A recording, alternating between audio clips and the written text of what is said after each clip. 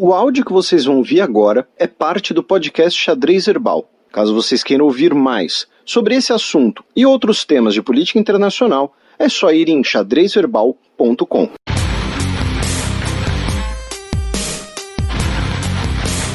Giro de notícias.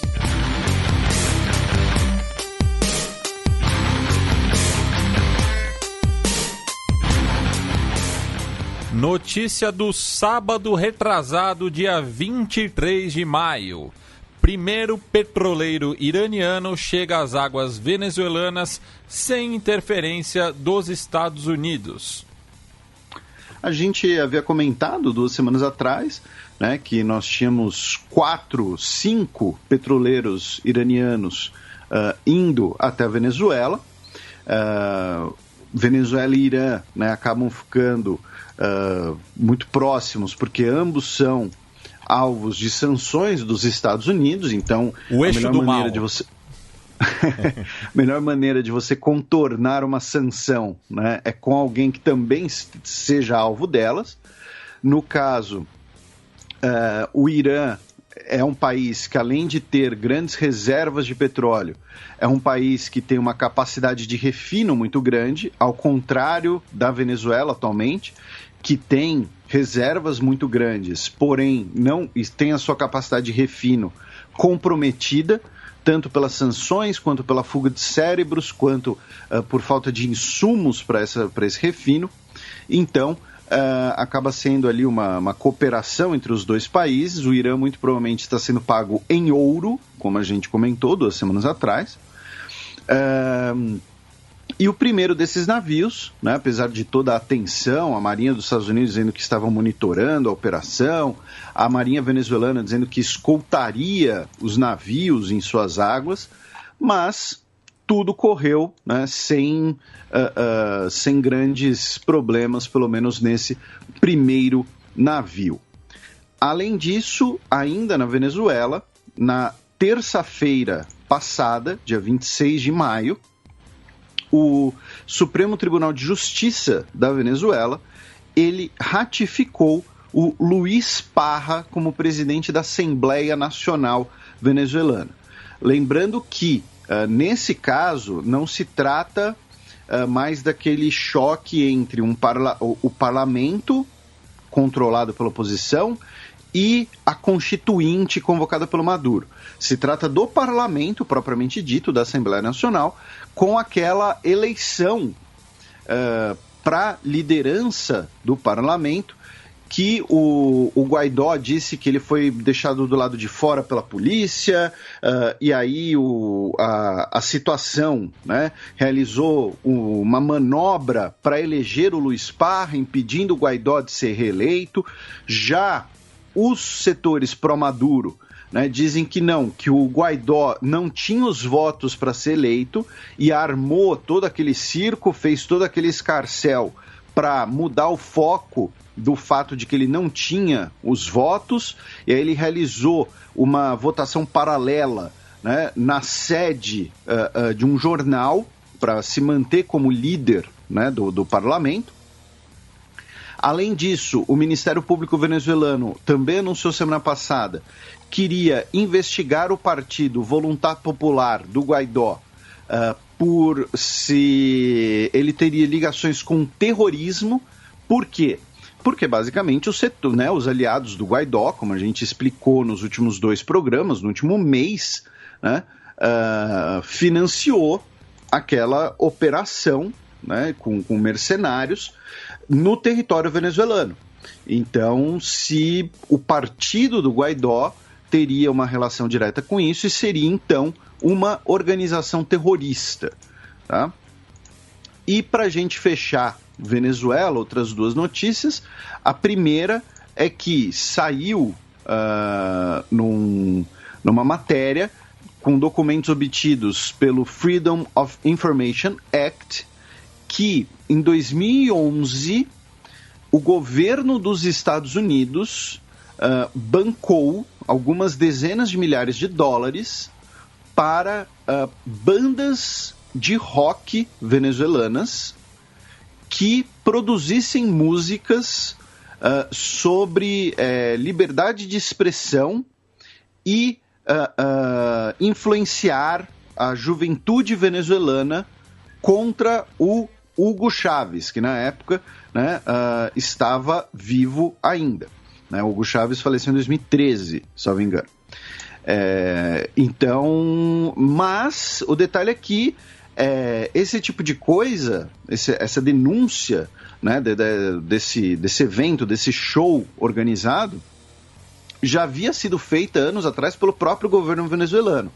A questão é que agora teve documentos dos Estados Unidos, né, confirmando que os Estados Unidos bancou esse show, esse evento, com 10 bandas, para músicas que pudessem influenciar a juventude venezuelana.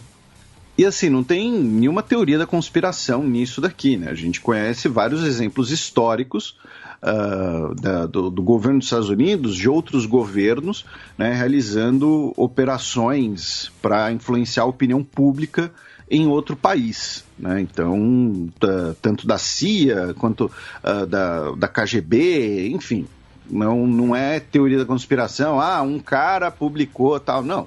Enfim, são documentos agora dos Estados Unidos. E, finalmente, nessa semana, no dia 2 de junho, o Maduro e o Guaidó chegaram num acordo, né, para obter recursos da Organização Pan-Americana da Saúde, né, para gerenciar, né, como gerenciar esses recursos para atender, né, as pessoas com o coronavírus. E ainda cabe uma decisão daquele assunto que a gente comentou 15 dias atrás, que é do ouro venezuelano, que está na Inglaterra. A Inglaterra congelou esses bens, dizendo que, olha, o governo Maduro não é o governo que a gente conhece, então ele não pode acessar esse dinheiro da população venezuelana, porque nós reconhecemos o Guaidó. Então tem que ver como é que vai ficar essa situação, se vão chegar num acordo, porque a Venezuela alega que, olha, o ouro é nosso, é propriedade da população venezuelana, e vocês estão aí sentando, né, em cima desse ouro, impedindo a gente ter acesso a eles de forma ilegal, de forma injusta. Mais ao sul no continente, na Bolívia, no domingo retrasado, a ONU pediu investigação sobre prisão de juiz que acompanhava caso de corrupção no governo Áñez. A gente comentou até, foi no programa com o Átila, né? Acho que não foi nem no nosso programa de sexta-feira. Porque era em relação à compra de insumos médicos, não era? Alguma coisa. Isso, de respiradores. O ex-ministro da Saúde, o Marcelo Navarras, ele teria realizado uma compra superfaturada de 170 respiradores. O preço de fábrica deles é de cerca de $7.000. E na compra boliviana, cada um saiu por $28.000, com o pagamento de mais de $4 milhões, né, a intermediários pela compra. Então, assim, é o que a gente comentou naquela vez. Você ter ali um ágio, né, uma taxa, sei lá, pagou o frete expresso pro negócio chegar logo, alguma coisa assim, até vai. Agora, o negócio de $7.000 para $28.000 já é um pouco complicado, né? Estamos falando de 4 vezes mais. E o que aconteceu? O juiz Hugo Huacani, ou Huassani, que estava acompanhando o caso, ele foi preso, tá? Porque, segundo, né, a acusação, ele teria prevaricado em outro julgamento. Segundo a defesa do juiz, ele não recebeu nenhuma notificação, não havia nenhuma denúncia contra ele. O Ministério Público de La Paz disse que não emitiu nenhuma ordem de prisão contra o juiz, e foi o Ministério da Justiça, tá, que disse que denunciou delitos praticados por um juiz por uma possível parcialidade em um caso de cessação preventiva. Tá? Então, assim, o juiz ele foi preso meio que em cima da hora, né? Não havia nenhuma ordem de prisão, não havia nenhum processo corrente, e aí o Alto Comissariado das Nações Unidas, da ONU, solicitou uma investigação, solicitou uma resposta de por que o juiz foi preso, né, basicamente ali em cima da hora, digamos assim, e em um caso, né, que tem ligação com uma pessoa política, né, um ex-integrante do governo. E o detalhe é que o ex-ministro da Saúde, o Marcelo Navarras, ele foi preso preventivamente, né, por 3 meses, tá? Porque, né, risco de fuga e toda aquela questão. E aí você vai lá e prende o juiz. O juiz logo depois foi solto, tá? Pouco tempo depois. Ele foi preso na sexta, solto no dia seguinte. Mas a questão é, olha, por que ele foi preso, né? Ele vai ser afastado do cargo, foi uma maneira de pressioná-lo. Então é um caso que fica aí bastante, né, nebuloso. E também na nossa vizinha Bolívia, nessa semana, dia 2, anunciou que as novas eleições da Bolívia para presidente e para, né, a Assembleia será realizada, no dia 6 de setembro. Notícia da segunda-feira da semana passada, dia 25 de maio. Candidato do poder do Burundi vence eleição em meio a acusações de fraude. As eleições no Burundi, elas foram realizadas ali numa condição, né, bastante... que a gente também comentou, inclusive acho que no programa com o Átila, porque o Burundi expulsou a missão da OMS, porque a missão da OMS havia recomendado que as eleições fossem adiadas, dizendo que, olha, né, por conta da densidade populacional do país, por conta do Covid, talvez fosse melhor, né, adiar as eleições, né, esperar um pouco, tudo mais. O Burundi virou e falou assim, não, a gente vai realizar as eleições mesmo assim e vocês, né, que se derem, vão embora. E aí, a primeira eleição do Burundi, né, desde da Guerra Civil de 93, e o candidato do governo, o Evariste Ndayishimiye, ele foi declarado vencedor com 69% dos votos. Tá? Ele é um ex-general do governo, foi ministro do interior do governo, e o líder da oposição, o Agathon Rwasa, ficou com 24% dos votos. E declarou, né, que o voto, né, foi marcado ali por irregularidades, foi marcado por de usar, né, a máquina do governo para forçar as pessoas a votarem no candidato do governo, tá? E o detalhe, meu caro Matias, isso eu achei muito curioso, é que a eleição, ela incluía, além do cargo, né, ela incluía um prêmio de $500 milhão. Sim, quem vencer a eleição... Tipo um reality show. Quem vencer a eleição... Burundi's ganha... next president. Então, eu achei isso bastante curioso, relativamente curioso. Né? É claro que, né, se a gente somar todos os custos de você manter uma presidência, aparato de segurança e tudo mais, os custos devem resultar em mais que isso. Mas é que nesse caso, estamos falando de um prêmio de, olha, tá aqui, né, para você. Então, achei isso curioso. E, além disso, no primeiro trimestre, né, desse ano, no Burundi, teriam ocorrido 67 assassinatos no país por razões políticas, tá? E mais de 200 integrantes de partidos da oposição teriam sido detidos pela polícia. Eu estou dizendo teriam, porque essas informações são de uma organização de direitos humanos de exilados do Burundi, chamado Ligue Iteka, tá?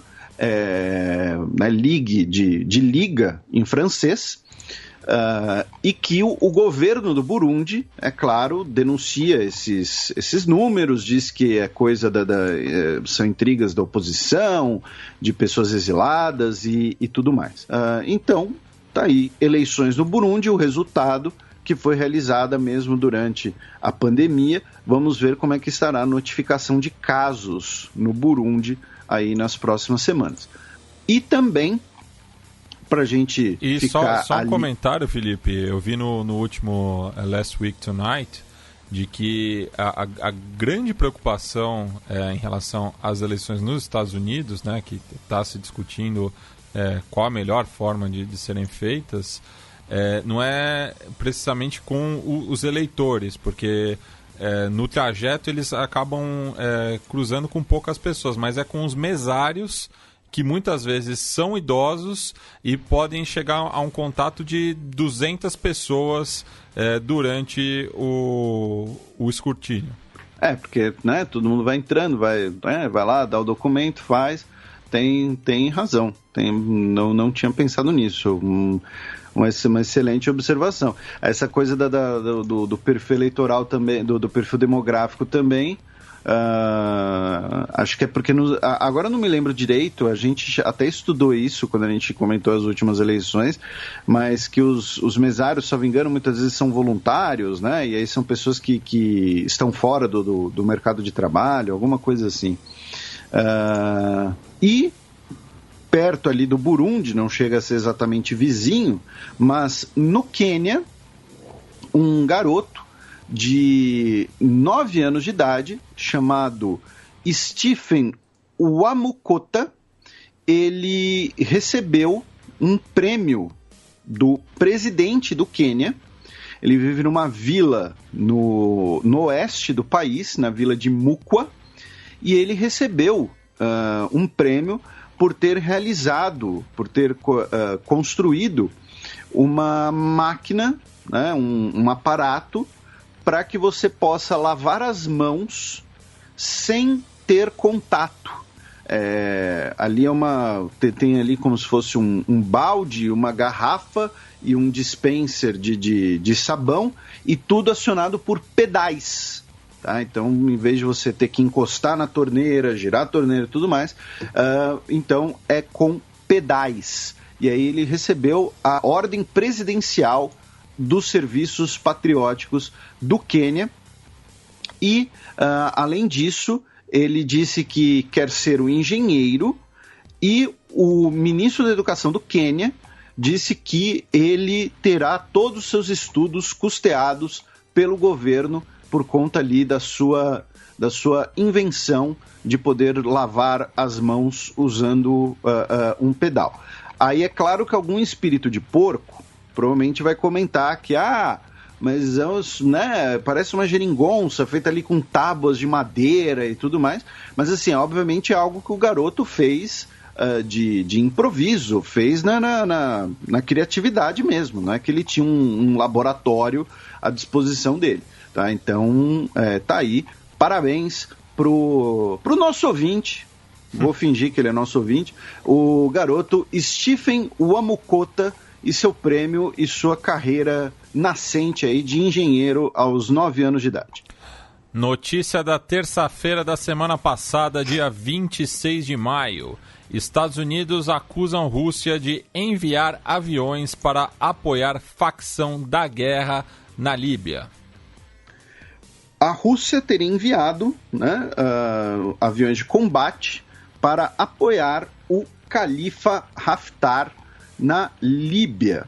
Tá? Isso foi uma acusação dos Estados Unidos, que mostrou imagens, inclusive, de satélite, dizendo que eles estão na base de Al-Jufra, que fica perto da cidade de Sirte, né, na Líbia, e que fica ali bem no Golfo de Sidra, né, que é bem a meiuca, digamos assim, da Líbia. Né? A Líbia tem um grande golfo, né, no meio, que é o Golfo de Sidra, e a cidade de Sirte, inclusive, é uma cidade histórica. A gente falou um pouco dela no Fronteira, sobre a Líbia.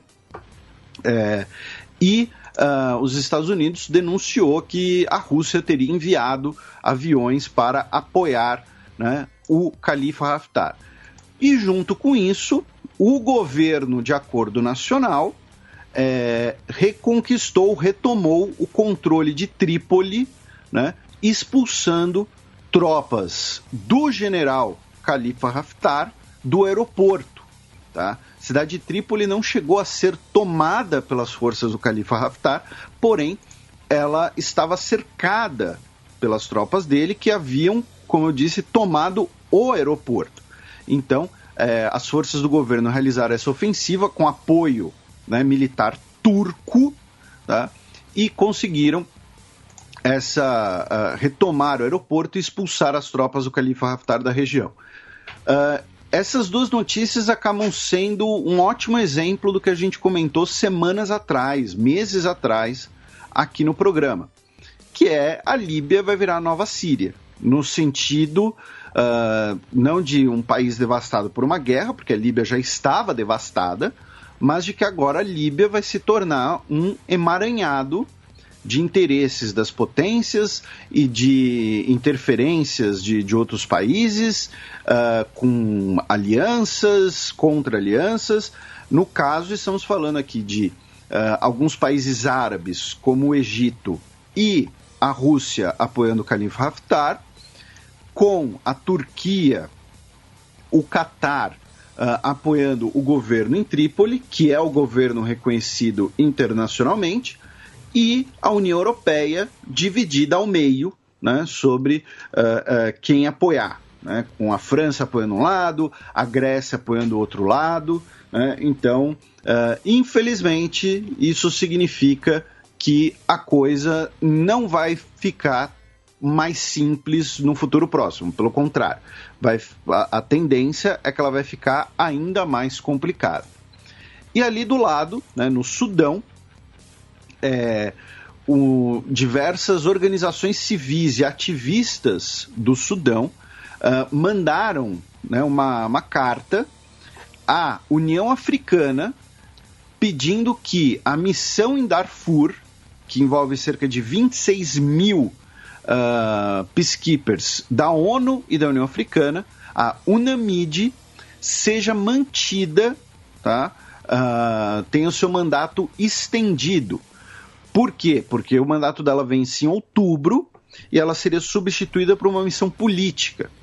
Porém, essas organizações alegam que, além da delicadeza da situação no sul do Sudão, não no Sudão do Sul, no sul do Sudão, o fato do país estar em transição, né, estar com um novo governo e tudo mais, também contribui para um cenário de incertezas, e aí pediram para a manutenção da missão. Vamos ver se será assim. Notícia da quarta-feira retrasada, dia 27 de maio.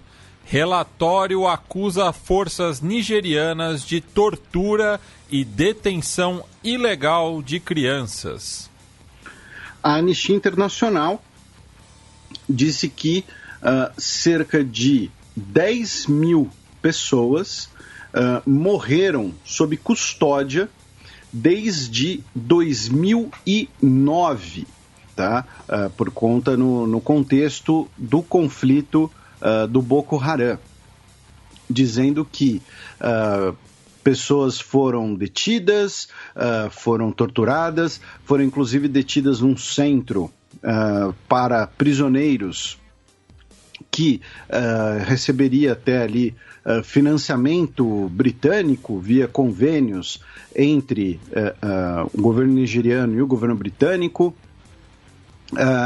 Comentaram que o uso da tortura era generalizado, especialmente contra a população masculina, no caso, né? Porque basicamente toda pessoa que vivia numa região controlada pelo Boko Haram era detida e colocada nesse centro de detenções. E no caso de homens e meninos, eles eram torturados e interrogados, enfim, sob suspeitas de elos com o Boko Haram ou com outros movimentos extremistas, né? Então, esse relatório da Anistia Internacional, e eles colocam, inclusive, que existiria ali um centro específico de torturas do exército nigeriano no quartel de Giwa, Giwa.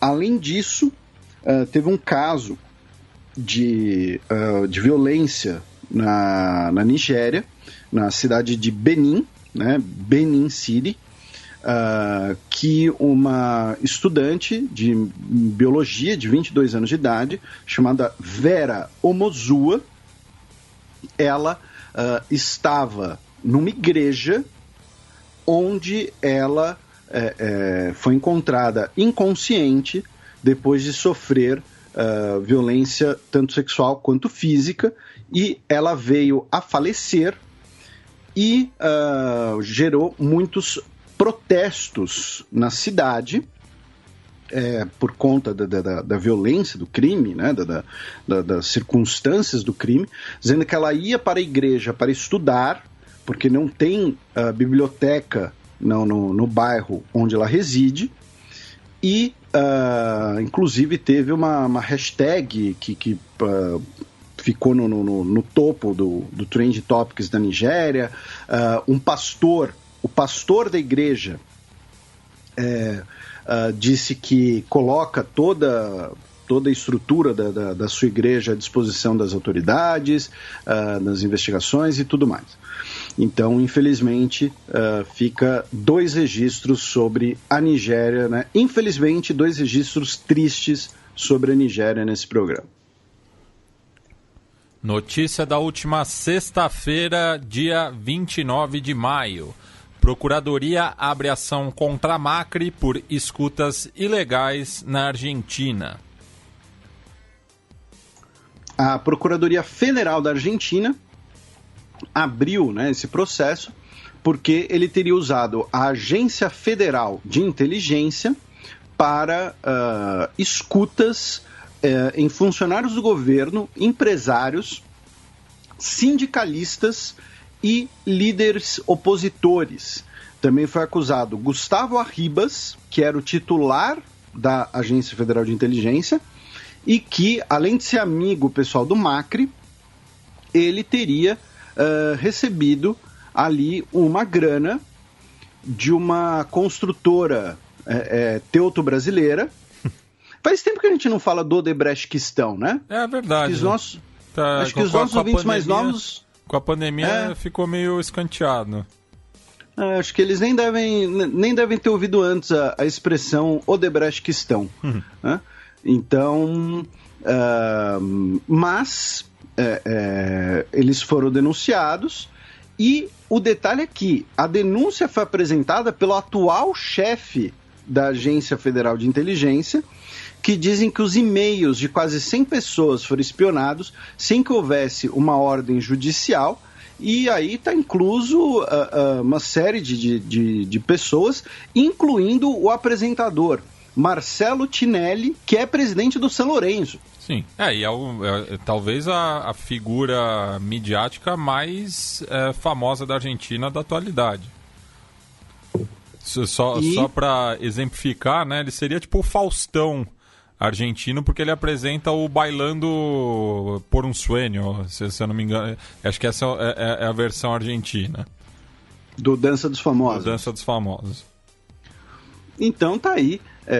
O Faustão argentino, presidente do San Lorenzo. E cabe lembrar que ele foi vice-presidente anteriormente do São Lourenço, do Matias Lamens, que foi candidato derrotado a chefe de governo da cidade autônoma de Buenos Aires, né, perdendo para o Larreta, este aliado do Macri. Então, tá aí, né, um emaranhado político na Argentina aí, de acusações contra acusações, e agora uma acusação formal, né, contra o ex-presidente da Argentina, Maurício Macri. Notícia do último sábado, dia 30 de maio. Polícia israelense mata a tiros um palestino com autismo em Jerusalém. O rapaz se chamava Iyad Halak, ele tinha 32 anos de idade. Ele, como, né, a manchete do El País que você leu, ele tinha autismo e ele estava indo para o lugar, a escola de educação especial do Centro Histórico de Jerusalém, onde ele trabalhava e recebia aulas também. Os policiais teriam disparado porque, quando eles pediram para ele parar, ele teria fugido e portando um objeto parecido com uma pistola. Porém, ficou muito claro, até pelas imagens, que ele não tinha nenhuma arma, ele não, segundo a família dele, ele não tinha, digamos assim, a compreensão de uma arma de fogo, enfim, do uso de uma arma de fogo, e o caso, os policiais envolvidos vão ser indiciados. O advogado da família disse que vai entrar com um processo por assassinato contra os policiais, tá? Dizendo que não foi apenas um caso de má identificação, de abuso de força, mas porque todos os agravantes ali da situação faz com que seja enquadrado como assassinato. E o Ayman Oded, o líder parlamentar da lista conjunta, né, que é a aliança de partidos árabes israelenses, disse que o seu partido vai trabalhar para que os agentes não sejam encobertos e paguem por sua irresponsabilidade, tá? Então, né, num programa que a gente vai falar mais sobre questões de violência policial, sobre casos, né, de violência contra minorias, muitas vezes, acaba sendo mais um caso, mais um exemplo, infelizmente, desse tipo. Ainda em Israel, outras duas notícias, foi que começou o julgamento do Netanyahu, e como a gente comentou no último programa, ele teve que estar presente, né, pessoalmente para a abertura do processo no domingo, dia 24 de maio. Né? Aí vocês podem até se perguntar, nossa, mas como assim, Felipe? O processo começou no domingo? Domingo em Israel é dia útil. Tá? E ele esteve presente na abertura do processo. E a outra notícia é que pesquisadores revelaram algumas conclusões de uma investigação em um templo de Tel Arad, de 2.700 anos de idade, dizendo que os israelitas desse templo, eles, como parte do seu ritual, eles queimavam cannabis, tá?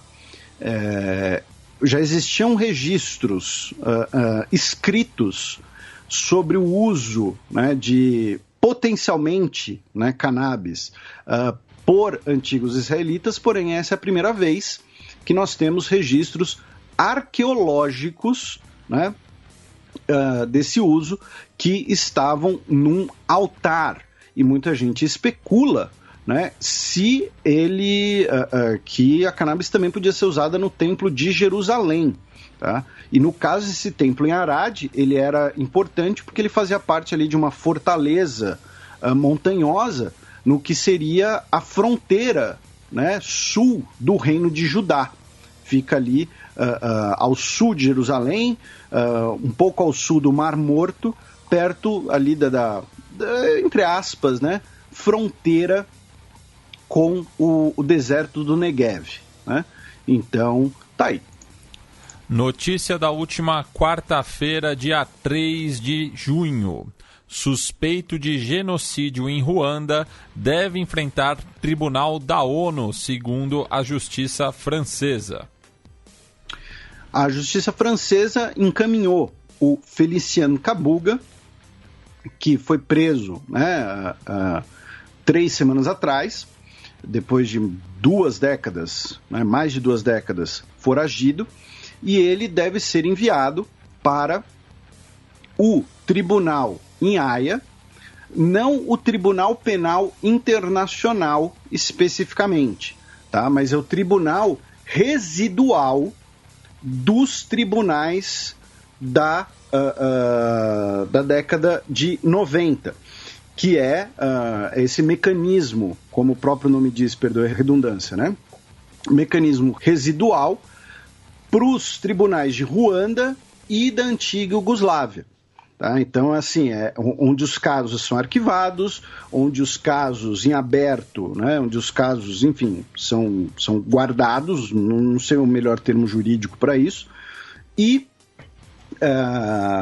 num caso como esses, em que você tem um cara foragido, né, que é preso, então ele vai ser julgado pelo mecanismo residual, que fica em Haia, porque, né, para aproveitar a estrutura, digamos assim, mas juridicamente são separados. Tá?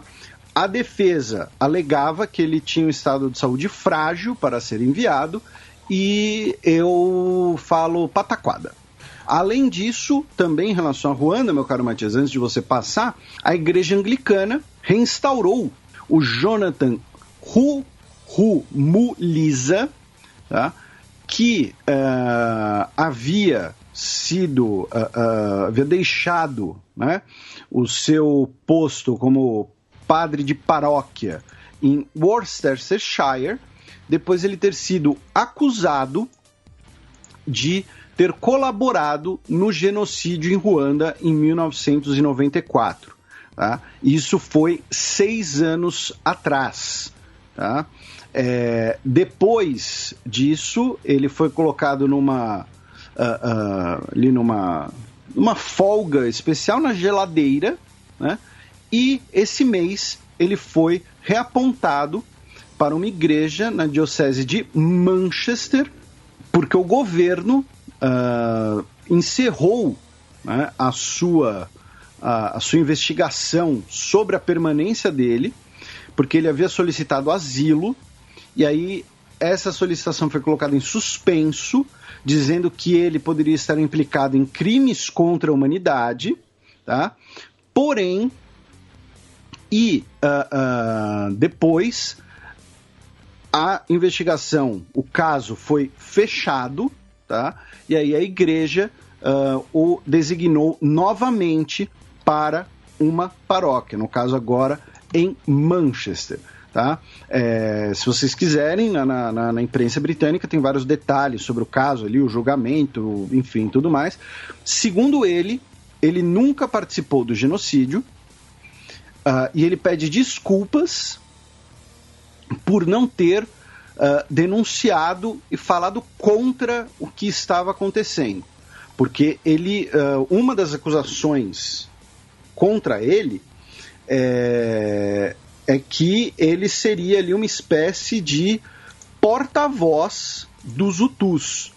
Ele seria ali um cara que estava sempre incentivando, estava sempre limpando a barra e tudo mais.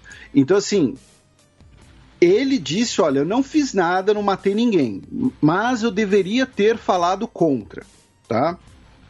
Então, o papel dele ainda fica aí meio nebuloso. Mas como parece que essa investigação não chegou, né, a nenhuma conclusão concreta, então a igreja o redesignou para uma paróquia. 3 notícias da última quarta-feira, dia 3 de junho. Ex-primeira-dama do Lesoto é presa em caso de assassinato. Essa história não consegue ficar melhor, né, Felipe? Pois é. A Maisala Tabani foi presa em Maseru, né, e por conta do seu suposto envolvimento no assassinato, em 2017, da ex-primeira-dama do ex-primeiro-ministro Thomas Tabani. Né? A Macê Tabani, que é a atual esposa dele, né? E o detalhe que é o seguinte, ela estava sob liberdade de fiança, né? E aí a corte disse que, olha, teve aqui algum erro procedimental na fiança, bota ela em cana de novo. Então ela foi presa novamente. Tá? Porque assim, da primeira vez ela não chegou a ser presa, ela foi detida, pagou fiança e ia esperar em liberdade. Dessa vez não, dessa vez ela foi presa mesmo, né? Já que, até porque, né, o marido não é mais o primeiro-ministro do país, então isso deve ter ajudado também. Corpo de congressista mexicana desaparecida é encontrado um mês após o desaparecimento. Isso, infelizmente a congressista Anel Bueno, que tinha 38 anos, ela foi sequestrada, né, na região de Colima. O Colima é o estado, a cidade é Iztaclahuacán, que fica na costa do Pacífico e é ali um dos principais pontos ali de tráfico de drogas no México. Só para situar melhor os nossos ouvintes, né? Colima fica ao sul de Jalisco, que é o estado onde está localizada Guadalajara, né? E fica ali próximo de Michoacán também. Então, 2 estados ali onde os cartéis agem com bastante liberdade. Isso, e é perto também ali de um porto que é muito utilizado também para exportação de drogas. Essa cidade portuária, Tecomán, para você ter uma ideia, o índice de assassinatos em Tecomán é de 172 mortes por 100 mil habitantes. A ONU considera 10 mortes por 100 mil habitantes. A partir de 10 mortes é um índice inaceitável. Lá é 172 por 100 mil habitantes. Né? Então, é uma situação bastante grave, infelizmente confirmada a morte dela. Outras 2 notícias do México são de ordem arqueológica, porque a construção, né, do novo aeroporto da Cidade do México descobriu que uma espécie ali de cemitério de mamutes, né, com cerca de os restos mortais de cerca de 60 mamutes. Porém, o que inicialmente se considerava ali era um cemitério, entre aspas, de mamutes, pode ter sido, na verdade, uma grande armadilha construída por humanos, tá? Ali no mesmo local, né? E que não que os 60 mamutes foram pegos ao mesmo tempo, mas era um local onde humanos poderiam fazer armadilhas e emboscadas, né, para o caçar mamute e comer o mamute. E a outra notícia é mais ao sul, em que foi descoberta a possível estrutura mais antiga dos maias, tá? Construída mais ou menos 3.000 anos atrás, tá? Feita de barro e terra, ela não é feita de pedra, usada em rituais perto da fronteira com a Guatemala. Por enquanto, ainda não né? Não foi, pelo que eu vi, não foi ninguém no local ainda. Está sendo usado ali um método a laser, né? Um laser aéreo para você mapear a superfície. Então, podem ter encontrado a mais antiga estrutura maia registrada. E aproveitando, né, a América Central, a Costa Rica se tornou o primeiro país da América Central a regulamentar o casamento entre pessoas do mesmo sexo na terça-feira, dia 26 de maio. Tá?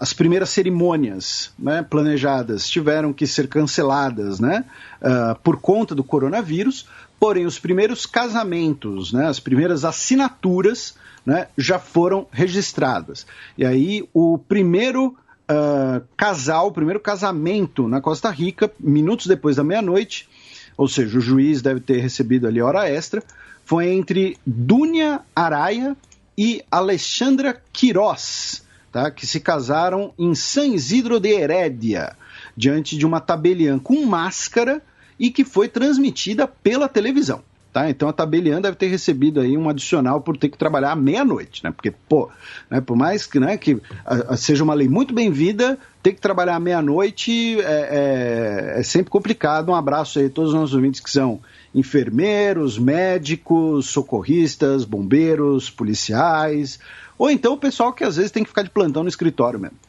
Atravessamos o Caribe em direção à Colômbia, já que a Suprema Corte abriu investigação contra Álvaro Uribe por rede de espionagem no Exército. A gente chegou a comentar dessa rede de espionagem, né, acho que no último programa, e agora foi formalizada, nessa terça-feira, dia 3, um inquérito sobre a participação do Álvaro Uribe nessa trama de espionagem contra políticos, jornalistas e advogados de direitos humanos. Tá? E o Uribe, ele está sendo acusado de ser o principal destinatário da informação de monitoramentos ilegais em 2019, quando ele já não era mais presidente. Ele era senador, mas não era mais o presidente, né? Então, assim, tem uma outra coisa interessante que eu vou... isso daqui não é uma defesa do Uribe. Quero deixar isso bem claro, né? Se tem uma pessoa no histórico recente colombiano, na política institucional, né, para deixar claro, com quem eu não tenho muita simpatia, para dizer assim, é o Uribe. Mas, meu caro Matias, eu não consigo deixar de pensar que, assim, o atual presidente da Colômbia é o Iván Duque, que é um oriundo, um oriundo do uribismo, vamos dizer assim, um oriundo.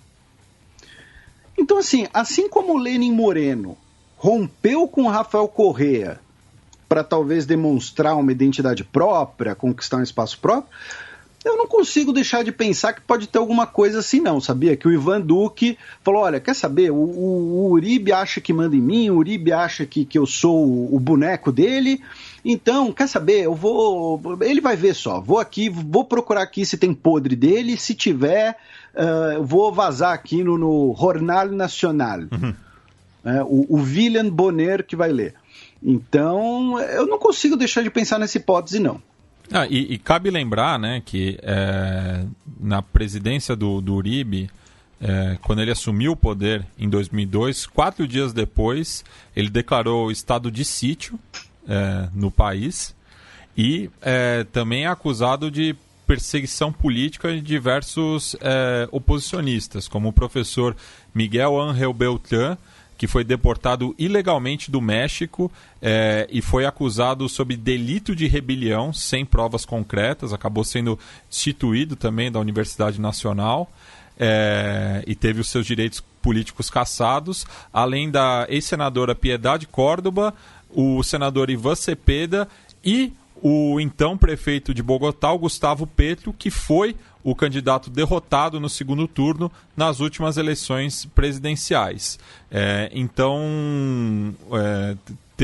E isso tudo com o apoio do procurador da República, o Alejandro Ordóñez, que também realizou diversas operações ilegais nesse período. Abaixa o volume porque lá vem Breaking News. Irã enriquece urânio quase 8 vezes o limite autorizado, segundo a agência. Ô Felipe, o que a gente comenta mais de urânio enriquecido no Irã ou testes de mísseis balísticos na Coreia do Norte? Urânio enriquecido. A Coreia já tem um tempo que tem testado pouco e tal. Mas eu acho que assim, se a gente botasse todos os nossos programas, né, numa base de dados de uma inteligência artificial, a manchete seria que a Venezuela lançou um míssil balístico coreano com urânio iraniano enquanto Trump tuitava e durante as negociações do Brexit. Vai ser isso. Vai ser esse o resumo desses 5 anos. Segundo a Agência Internacional de Energia Atômica, antes que alguém fale, né? Mas teve hoje o Trump criticando o Brasil, né? Dizendo que se os Estados Unidos tivessem agido como o Brasil, ele teria 2 milhões de mortes. Ele tá, o alarmismo do Átila, né, tá contaminando até o Trump. Né? Porque o Átila falou que se o Brasil não fizesse nada, teria 1 milhão. Agora o Donald Trump falou que nos Estados Unidos serão 2 milhões. Então, outro dia teve um cara no Twitter chamando o Átila de terrorista. Achei isso sensacional. O cara não faz a mínima ideia de quem é o Átila e do que é terrorismo. Pois é. Mas, então antes que alguém fale, mas o Trump falou isso, a gente vai debater na segunda-feira com o Átila, tá bom? Então, por isso que não é o Breaking News. Mas a Agência Internacional de Energia Atômica, a IEA, disse que o Irã, que é autorizado, né, pelo acordo que foi, na prática, né, está morto, ele tinha um limite de 202 quilos para urânio enriquecido. E até o dia 20 de maio, Teherã estava com 1,5 tonelada de urânio enriquecido, ou seja, quase 8 vezes o limite do acordo de 2015. A IEA também disse que não teve acesso a 2 instalações iranianas, tá?